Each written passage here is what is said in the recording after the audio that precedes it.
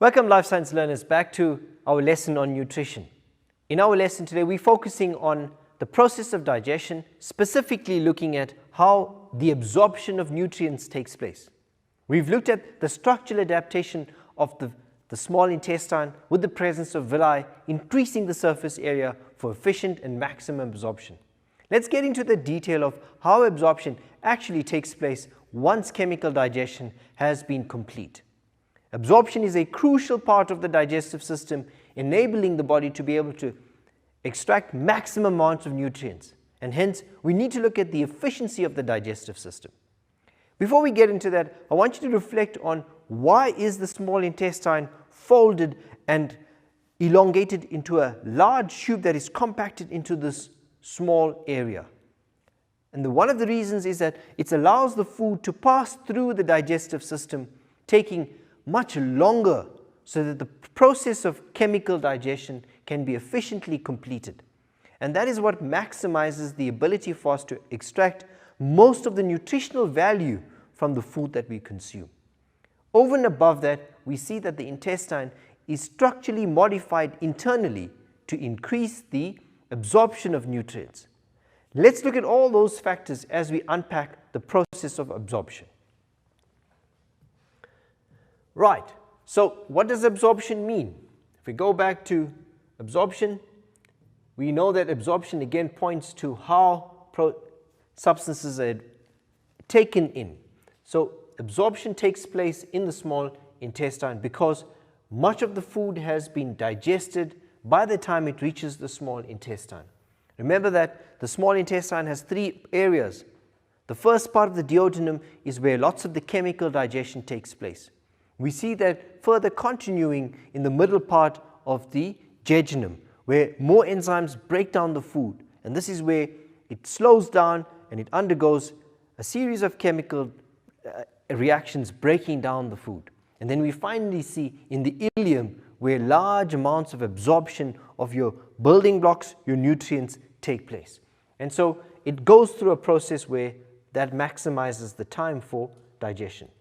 The food particles in the small intestine are therefore small enough to be absorbed. Remember that the idea behind chemical digestion is to break down complex molecules into series of smaller molecules till they are the smallest building blocks that can be easily absorbed. Right, so the small intestine has a large surface area to absorb nutrients. It is approximately 6 meters long, and that 6 meter long allows for us to be able to have a much longer process of food passing through this elongated tube. The walls of the small intestine contain transverse folds. As I mentioned earlier on, when we looked at that, we saw that there were lots of these folds on the internal surface area. Again, those folds increase the amount of space available for enzyme activity. The inner walls of the small intestine have millions of finger-like projections called villi.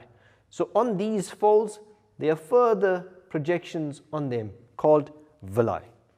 And we also see that each of these villi contain further folds called microvilli to increase. So we see then, if we were to zoom onto these guys, we'll find that onto these there are even smaller folds called microvilli. So let's look at that as an overview. We first said that the adaptation of the small intestine is that it's about 6 meters long.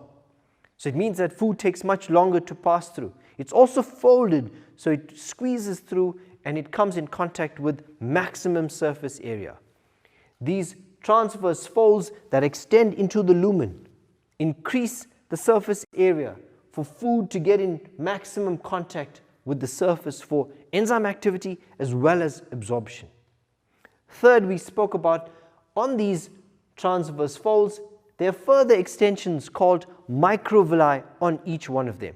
So we're seeing a combination of folds increasing the surface area, allowing greater absorption of the digested nutrients. Right, so as I mentioned, you can see the folded inner folds here, the transverse folds extending into the lumen. And then on these folds, we're seeing these villi present on them. And if we were to zoom in onto this, we will see microvilli present. Again, guys, a combination of the idea of intelligent design allowing for efficient absorption. The villi that are responsible for nutrient absorption are adapted for absorption in the following ways. So when we talk about the villi, here's a detailed view through that, showing a longitudinal section through each villi.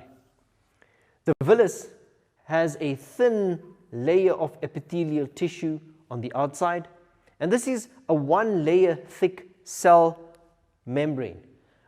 One layer allows for the quick, easy diffusion of nutrients through this single layer of cells.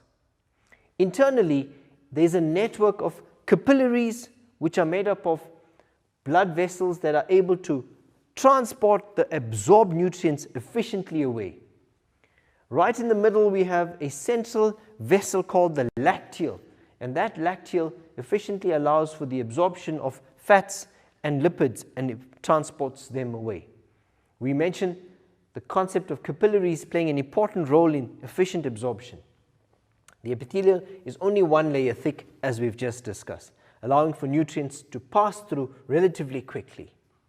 We also see the presence of goblet cells, which are not very clear in this diagram, but lining the epithelial layer, we find some cells that are modified to be able to release mucus and enzymes. So we find the goblet cells also secrete mucus to ensure that the absorptive surface is moist and to allow nutrients to dissolve in and then be absorbed. So these produce a mucus that allows for the surface on that to be moistened so that there is quick, easy diffusion of the nutrients in a soluble manner. The villi that are responsible for nutrients also have many mitochondria present in these cells. So when we look at these cells, and if we were to draw one of these cuboidal epithelial cells, they contain many mitochondria. And the mitochondria are important in producing ATP. And that ATP allows for energy, for efficient absorption and rapid active absorption of the nutrients. Finally, we see that there is the lymph vessel, which again is a system of tubes called the lacteal, which is present in the middle, that allows each villus to absorb and transport the lipids away effectively. Remember that the lipids are too large to get into the blood capillaries, and they are absorbed into these tubes that start in the central villus, and then they move and they transport the fat droplets or the monomers of fats away to where it's needed. We also spoke about the rich blood supply, and we know that having a rich blood supply means there is oxygen required for the process of active absorption, as well as efficiently transporting the nutrients away. And this influx of blood and the movement of blood away creates what we call a diffusion gradient to move the absorbed nutrients effectively to the rest of the body. Here's a schematic diagram showing that, where you've got a single layer, the presence of large number of capillaries that efficiently supply blood and move away the nutrients. As I mentioned, the lacteal again forms the lymph vessels that transport them away. We also spoke about the presence of the muscles lining the intestine that allow for the contraction and propulsion of the food along.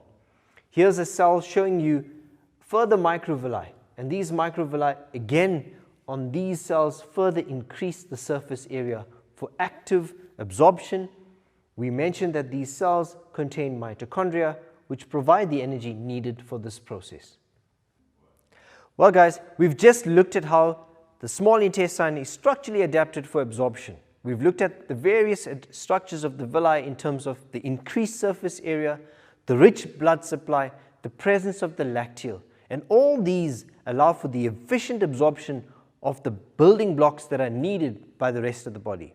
Guys, you've been an attentive audience. Let's have a little break, and when we get back, we will look at the process of assimilation and egestion. See you in a bit.